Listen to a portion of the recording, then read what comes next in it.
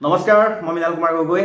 আজি আহিছিলোঁ আন এটি কবিতালৈ। কবিতাটি কবি হৈছে জিন্তুমণি বৰা আৰু মই আবৃত্তি কৰিছোঁ এটা ফোন কল। আপোনালোকে কবিতাটো শেষলৈকে উপভোগ কৰিব। কবিতাটো খুবেই ইণ্টাৰেষ্টিং, কিন্তু কিমানখিনি পাইছোঁ সেইটোহে জানিব, মোৰ অলপ কনফিউজ। আহক আমি কবিতাটোলৈ আগবাঢ়োঁ। যান্ত্ৰিকেৰে ভৰা পৃথিৱীত হেৰাই গৈছে নীলাখামৰ মৰমবোৰ। এটা স্মাৰ্টফোন আৰু সেই স্মাৰ্টফোনৰ এটা ফোন কল, তাতে ৰচনা হয় প্ৰেমৰ পৃষ্ঠা। মন গ'লেই স্ক্ৰীনশ্বট, মন গ'লেই ব্লেকমেইল আৰু মন গ'লেই সংকোচবিহীন আদান প্ৰদান সেই মাজনিশামূৰত।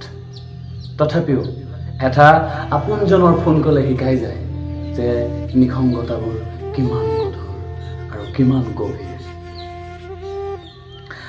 স্মাৰ্টফোনবোৰৰ দৰে মানুহৰ মনবোৰ স্মাৰ্ট নহয় কিয়? যেতিয়াই অনেক শূন্যতাই গ্ৰাস কৰে মানুহৰ মনবোৰত, তেতিয়াই ডিজিটেল পৃথিৱীৰ দৰে মানুহৰ ব্যক্তিত্ববোৰ বিস্তাৰ নহয় কিয়? একবিংশ শতিকাৰ ব্যস্ত পৃথিৱীৰ ব্যস্ত মানুহ, য'ত নেকি এটা ফোন কলতে লিখা থাকে ভাগ্যৰ সীমাৰেখা। তথাপিও নীলাখামৰ চিঠিবোৰৰ দৰে মৰমবোৰ জীপাল নহয়।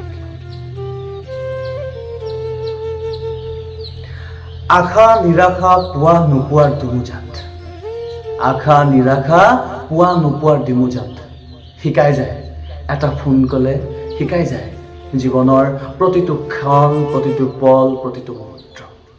এটা ফোন কলে শিকাই যায় যে নিসংগতাত বৈ অহা এই চকুলো মূল্য কিমান। এটা ফোন কলে শিকাই যায় নিজৰ আপোন ব্যক্তিজন বহু দুজন দূৰত বসবাস কৰা সেই ব্যক্তিজনৰ গুৰুত্ব কিমান। এটা ফোন কলে শিকাই যায় যে নিজৰ মাকৰ পৰা আঁতৰত থাকি পুত্ৰই কেনেকৈ আছে, সেই পুত্ৰৰ এষাৰ মাত পাবলৈ কিমানখিনি কষ্ট ভোগ কৰিবলগীয়া হয়, কিমানখিনি হৃদয়ৰ ভিতৰত স্পন্দন হয়, সকলোবোৰ শিকাই যায় এটি ফোন কলে। সঁচাকৈ এটা ফোন কলে শিকাই যায় যে নিসংগতাবোৰ কিমান গধুৰ আৰু কিমান গভীৰ। এমূৰত উজাগৰি সপোন আৰু আনমূৰত ঠিকনাবিহীন যাত্ৰা। এফালে প্ৰচণ্ড উত্তাপ আৰু আনফালে শীতল বায়ু।